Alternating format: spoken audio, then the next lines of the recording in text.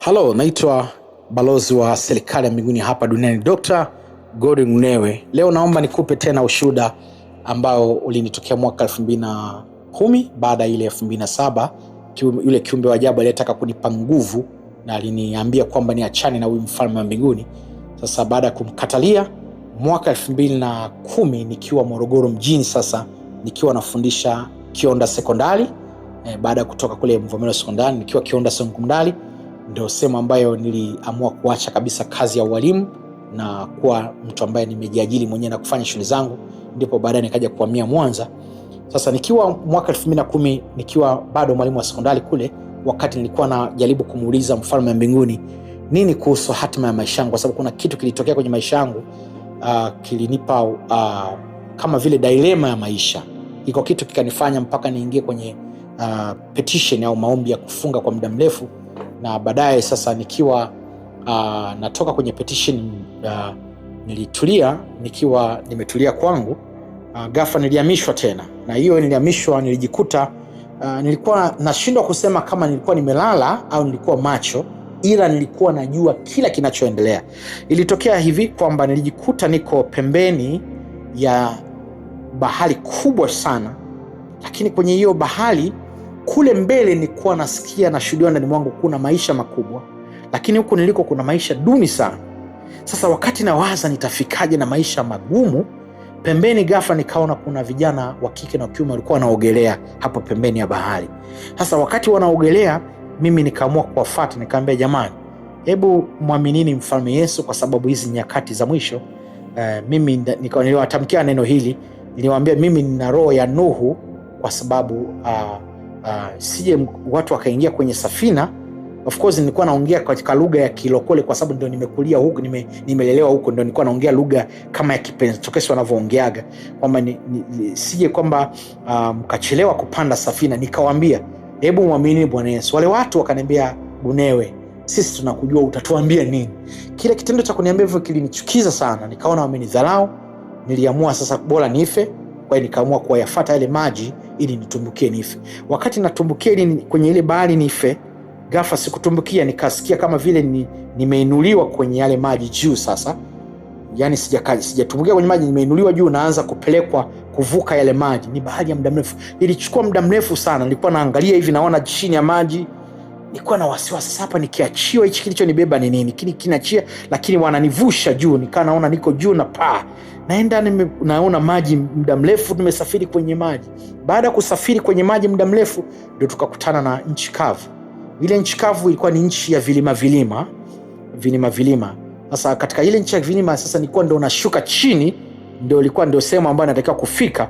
Sasa wakati nashuka chini, ghafla nikaona, nakumbuka niliona mapadri wa Roman Catholic, niliona masista wa Roman Catholic, niliona wasomi wakubwa, niliona watu wazito duniani, watu wa kila namna.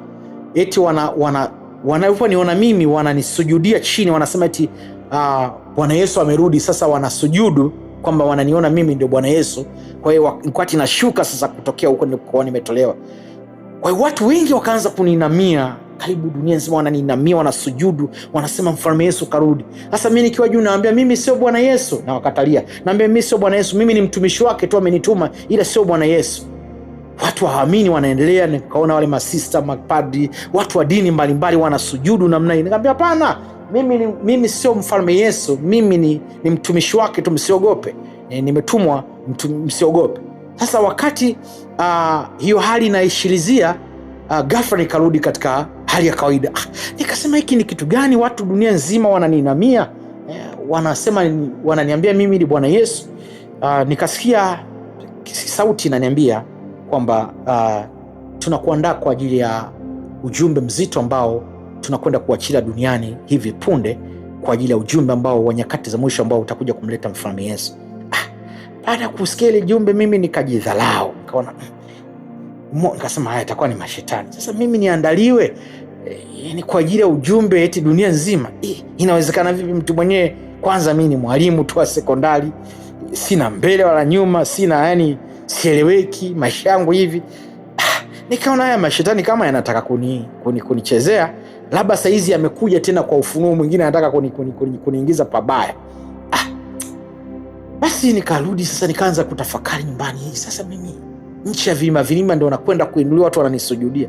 So kwa akili ya kibinadamu nikaanza sasa kuhangaika, hivi nchi ya vilima ni wapi? Kwa sababu mimi kwa asili nilikuwa sijawahi kutembea mikoa mbalimbali kwa kipindi hiko. So nikaanza kuuliza, watu wakaniambia nchi ya vilima ni Uganda. Nakumbuka nilipanga safari kwenda Uganda, nakatisha tu story, lakini nikaenda Uganda na kweli nikakuta kuna vilima. Nafikiri tafsiri yangu haikuwa sawa na ile ambacho nilichokuwa nimemaanisha kule. Mimi nilikuwa natafuta nchi kweli. Basi nikaenda Uganda na kweli kakaa kule, lakini nikaona hapana. Na kweli kipindi kwa tumefika Uganda, nilipofika kule, lakini hali yangu ilikuwa kiuchumi mbaya, nilishiwa kabisa. Nikakutana na rafiki yangu mmoja anaitwa Lucas Sanga, nafikiri miongoni mwa watu ambao naye ni raia ufame, yuko Morogoro, naye yupo kwenye group pia. Anafahamu historia. Nilikutana naye Kampala katikati akiwa anasoma Makerere Institute for Social Development. Mimi aliponiuliza nikamwambia, bwana, nilipata maono ya kuja kuncha milima kwamba nakwenda kuinuliwa, watu wanakwenda kunisujudia. Sasa sijajua ni ndio kweli. Baadaye sikuelewa kitu. Baadaye akaniambia, au uende Mwanza. Basi kutoka pale baada ya kusikia mimi nikarudi Tanzania.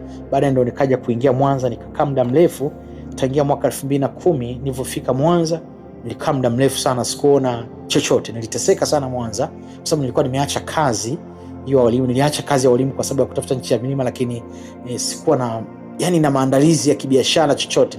Niliteseka Mwanza kwa muda mrefu sana. So ilichukua muda, niliendelea, lakini baadaye nikaanza kujipata taratibu. So tangia mwaka 2010 nilifika Mwanza. Ilipofika mwaka 2000 na niliendelea na huduma kama mchungaji kule, lakini ilipofika mwaka 2000 na kitu kama 2017 18 kwenda mpaka 19, miaka yote nilikuwa nashughulika na kusoma. Nilikuwa nasoma elimu mbalimbali, nilikuwa nasoma elimu za theolojia, nimesoma elimu zote za theolojia, biblical archaeology, divinity. Kwa hiyo nilikuwa na doctorate nyingi sana. Nilipata nafasi kupata scholarship za wazungu, lakini baadaye nikaanza kuwa najifunza Kiebrania na Kigreek.